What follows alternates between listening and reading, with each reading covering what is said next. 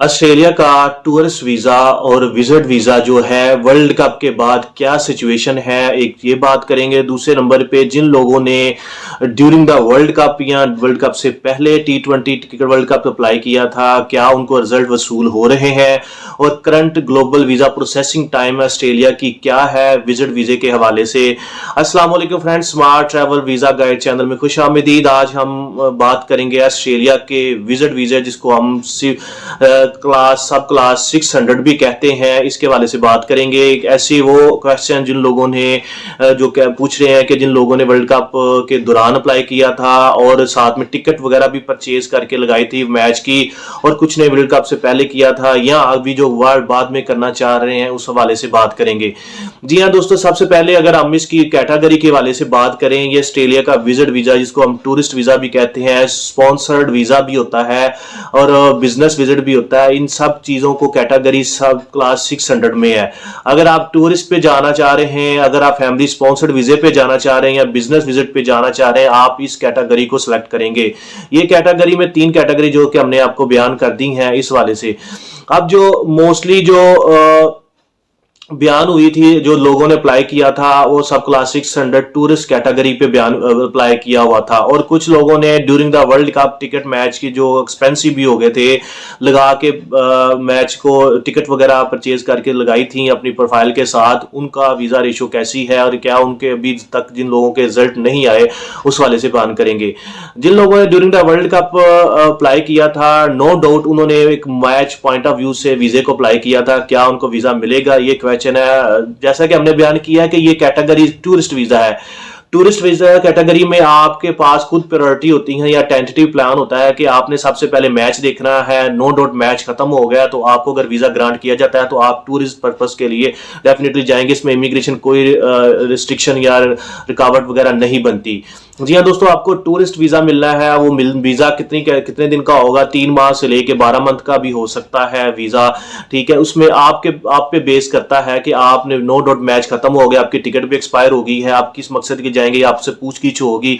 इन वालों का इन चीजों का इस चीज से चक्कर नहीं होता है। जो वीजा होता है, इमिग्रेशन ऑफिसर या वीजा ऑफिसर आपकी प्रोफाइल की बेस पे आपको वीजा ग्रांट करता है और वीजा ग्रांट टूरिस्ट किया जाता है, जिसपे आप कोई वर्क काम नहीं कर सकते, कोई इसके अलावा स्टडी वगैरह नहीं कर सकते, या ऐसा और भी इसमें कुछ रिस्ट्रिक्शन है, लिमिटेशन है, वो आपको उसको फुलफिल करना होता है।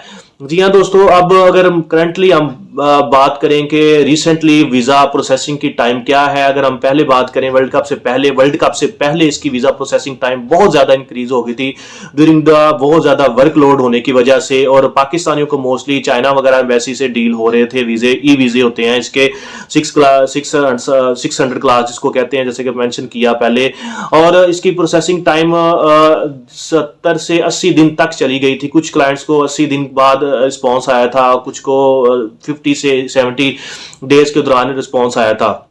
जो जो वर्ल्ड कप गुजरता गया है, इसकी प्रोसेसिंग टाइम और वीजा रेशो भी चेंज होती गई है। During the world cup visa ratio अच्छी थी मजीद। अब करंट सिनेरियो में ये है कि वीजा रेशो एक डिपेंड करती है आपकी प्रोफाइल पे, आपकी स्ट्रॉन्ग टाइज पे, आपके ऑब्जेक्टिव से पर्पस और ऑब्जेक्टिव पे कि आप किस मकसद के लिए जाना चाह रहे हैं।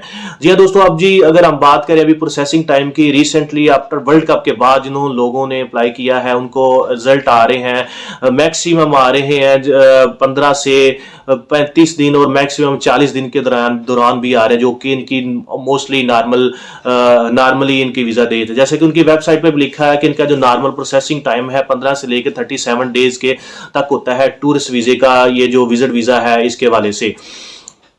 ऐसे लोग जिन्होंने वर्ल्ड कप खत्म होने से पहले अप्लाई किया था, टिकट परचेज की, क्या उनको वीजा मिलेगा? जैसा कि हमने बयान किया, ये वीजा एक टूरिस्ट कैटेगरी है। आपने प्रायोरिटी को मेंशन करना होता है कि आप टूरिस्ट साइट सीन के अलावा, विजिट के अलावा आप क्या करना चाह रहे हैं। तो डेफिनेटली आपने इस चीज को स्ट्रॉन्ग किया कि आप मैच भी देखना चाह रहे हैं और आपने मैच की टिकट भी लगाई है। अगर मैच की टिकट लगाने से आपका केस इस पर्पज के लिए स्ट्रॉन्ग होता है, लेकिन अब मैच खत्म हो गया, तो ये इसमें नहीं कह सकते आपको वीजा नहीं मिला। वीजा आपको टूरिस्ट कैटेगरी का मिलेगा, किसी और मकसद के लिए भी मिल सकता है कि आप उसको टूरिज्म के लिए जाएं या इसको विजिट करें या कोई और साइट सीन वगैरह करें।